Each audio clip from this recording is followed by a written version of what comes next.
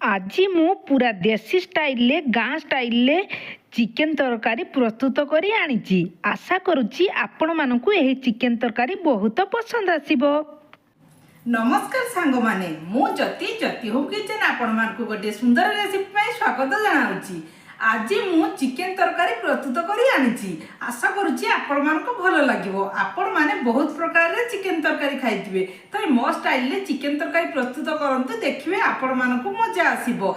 Recipe देखिबा पूर्वरु आपण माने जदि मो चैनल रे नुवा अछनी, मो चैनल को जदि सब्सक्राइब करनाती प्लीज सब्सक्राइब कर दियंतु और पाखरे थिया बेल आइकन को दबी दियंतु, जहा फल रे मु जे नुआ नुआ वीडियो छाड़बी आपण माने सर्वप्रथम देखि पाइबे। रेसिपी को सब बड़े प्रथम शेष पर्यंत देखिबे मु केमिति तयारी करूती।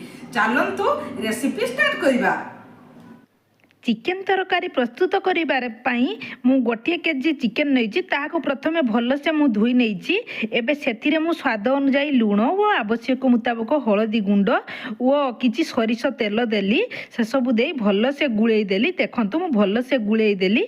एबे गुळेई सारला परे 15 मिनिट कवर करी छाड़िबा। एबे ता मध्य रे आलू को फ्राई करनबा। आलू फ्राई करी देरे तरकारी बहुत सुंदर टेस्ट आसीबो। सेति पई मु आलू को फ्राई कर नेली। आपण माने जदी आलू फ्राई करी न दबा पई चाहउचंती स्किप मध्य करि पारंती।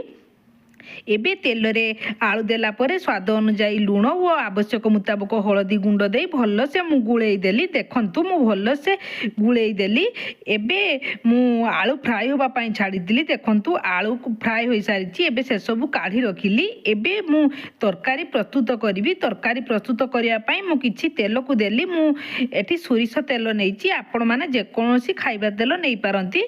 तेल गरम होला परे मु गोटे चमच चीनी को देली। चीनी देले तरकारी भलो कलर वो टेस्ट भी भलो आसीबो। एबे सेथिरे मु गुटा मसला को देली। देखंतु गुटा मसला तेल रे फुटिला परे मु सेथिरे काटी रखिथिबा किछि पियाज को देली। देखंतु मु किछि पियाज को काटी रखिथिली ताहा को देली। आशा करुच्ची आपण मानकु एई देसी स्टाइल ले चिकेन करी बहुत पसंद आसीबो। जदि पसंद आते मो चैनल को जदि नुआ अछंती, मो चैनल को जदि सब्सक्राइब करनांती प्लीज सब्सक्राइब कर देबे और पाखरे थिबा बेल आइकन को दबी देबे, जहा फल रे मु जे नुआ नुआ वीडियो छाड़बी आपण माने सर्वप्रथमे देखि परिबे। एबे मु तेल रे पियाज देला परे मु सेथिरे पियाज मोळिबा पई मु किछि लूण को देली। लूण देला परे भल से मु गुळेई देली। एबे पियाज होला मध्ये रे हम गोटिए मसला प्रस्तुत करिबा। मसला रे मु किछि अदा, किछि रसुण और 2टी टमाटो नैची। से सब को ग्राइंडिंग करी नै आसीबी। देखंतु मु ग्राइंडिंग करी नै आसिली। एबे पियाज हल्का मध्ये भाजी गलानी। देखंतु पियाज एबे हल्का भाजी गलानी। आशा करुच्ची आपण मानकु एई रेसिपीटी भलो लागिबो। एबे भलो कलर होबा पई मु गोटे चमच रेड चिली पाउडर को देली। देखंतु रेड चिली पाउडर देला परे भलो से गुळेई देली। देखंतु एबे पियाज होई गलानी। एबे आमे पेस्ट करी रखिथिबा अदा, रसुण और टमाटो पेस्ट को सेथिरे देली। देखंतु से पेस्ट को देला परे मु भलो से गुळेई देली। देखंतु एबे भलो से गुळेई देली। एबे 5 मिनिट अदा, रसुण और पियाज को भलो से कसी नबा। देखंतु मु 5 मिनिट भल से कसी नेली। एबे सेथिरे मु गुंड मसला को देबी। गुंड मसला रे मु किछि चिकेन मसला को 2 चमच नैछि। ओ किछि जीरा गुंड ओ किछि हळदी गुंड ओ किछि कस्तूरी मेथी पत्र को नैछि। देखंतु मु किछि कस्तूरी मेथी पत्र को नैछि।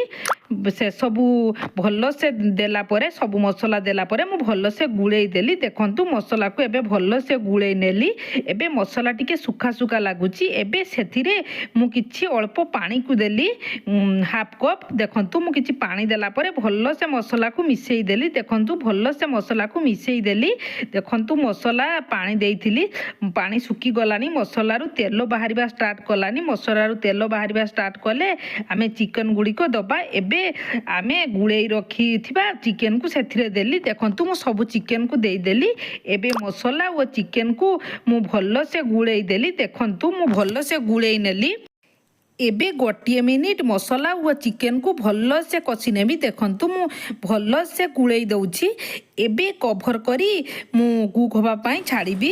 ଏବେ ମଝିରେ ମଝିରେ ମୁଁ କଭର ଖୋଲି ଚିକେନକୁ ଗୁଳଉଥିବି। ଦେଖନ୍ତୁ ମୁଁ ମଝିରେ ମଝିରେ କଭର ଖୋଲି ଚିକେନକୁ ଗୁଳଉଛି, ନହେଲେ ତଳେ ଲାଗିଯିବ, ସେଥିପାଇଁ ଗୁଳେଇଲେ ବି। ଦେଖନ୍ତୁ ଏବେ ଭଲସେ ଗୁଳେଇ ନେଲା ପରେ ପୁଣି ଚିକେନ ସିଝିବା ପାଇଁ ମୁଁ କଭର କରି ଛାଡ଼ିଲି। ଦେଖନ୍ତୁ ଟୋଟାଲ ଆମକୁ 20ରୁ 25 ମିନିଟ୍ ଲାଗିବ ହେବା ପାଇଁ। ଦେଖନ୍ତୁ ମୁଁ ଆଉଥରେ କଭର ଖୋଲି ଆପଣମାନଙ୍କୁ ଦେଖିଦେଉଛି। ଏବେ ଆଉଥରେ ମୁଁ କଭର ଖୋଲି ଭଲସେ ଗୁଳେଇ ନେଲି। ଦେଖନ୍ତୁ ମୁଁ ଭଲସେ ଗୁଳେଇ ନେଇଛି।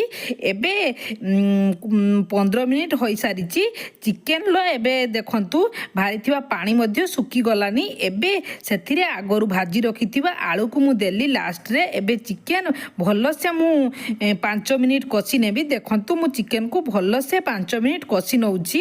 ଦେଖନ୍ତୁ ଚିକେନର ଥିବା ଏକ୍ସଟ୍ରା ପାଣି ଗୁଡ଼ିକ ଶୁଖିଗଲାନି, ଚିକେନରୁ ତେଲ ବାହାରିବା ଷ୍ଟାର୍ଟ କଲାନି, ମାନେ ଚିକେନ ଭଲସେ କଷି ସାରିଛି। ଦେଖନ୍ତୁ ଚିକେନ ଏବେ ଭଲସେ କଷି ସାରିଛି। ଆଶା କରୁଛି ଆପଣମାନଙ୍କୁ ଏହି ଚିକେନ ତରକାରୀ ଭଲ ଲାଗିବ ଯଦି ଘରେ ନିଶ୍ଚୟ ଟ୍ରାଏ କରିବେ ଓ ସାଙ୍ଗ ଓ ପରିବାର ସହିତ ସେୟାର କରିବେ ଓ କମେଣ୍ଟ ବକ୍ସରେ ଆପଣମାନଙ୍କର ମତାମତ ଦେବେ ଓ ମୋ ଚ୍ୟାନେଲକୁ ଗଲାବେଳେ ସବସ୍କ୍ରାଇବ୍ କରିଦେଇ ଯିବେ।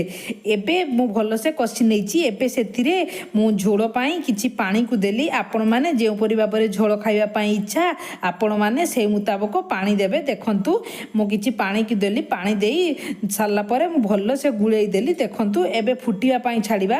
ମୁଁ କଭର କରି ତରକାରୀ ଫୁଟିବା ପାଇଁ ଛାଡ଼ିଥିଲି। ଦେଖନ୍ତୁ ଏବେ ତରକାରୀ ଫୁଟି ସାରିଲାନି। ମୁଁ କଭର ଖୋଲି ଆପଣମାନଙ୍କୁ ଦେଖିଦେଉଛି। ଏବେ ମୁଁ ଶେଷରେ କିଛି ଧଣିଆ ପତ୍ର କାଟି ରଖିଥିଲି ତା ଉପରେ ଦେଇଦେଲି। ଦେଖନ୍ତୁ ମୁଁ କିଛି ଧଣିଆ ପତ୍ର କାଟି ରଖିଥିଲି ଦେଇଦେଲି। ଏବେ ତରକାରୀ ଭଲସେ ହୋଇସାରିଛି। ଏବେ ତରକାରୀକି ବନ୍ଦ କରିଦେବା ଗ୍ୟାସକୁ। ଦେଖନ୍ତୁ ତରକାରୀ ଏବେ ପ୍ରସ୍ତୁତ ହୋଇସାରିଛି। କେମିତି ଲାଗିଲା ଆପଣମାନେ କମେଣ୍ଟ ବକ୍ସରେ ଜଣାଇବେ ଓ ଭଲ ଲାଗିଲେ ଘରେ ଟ୍ରାଏ କରିବେ ଓ ଗଲାବେଳେ ସବୁବେଳେ ମୋ ଚ୍ୟାନେଲକୁ ଯଦି ସବସ୍କ୍ରାଇବ୍ କରିନାହାନ୍ତି ପ୍ଲିଜ୍ ସବସ୍କ୍ରାଇବ୍ କରିଦେଇ ଯିବେ।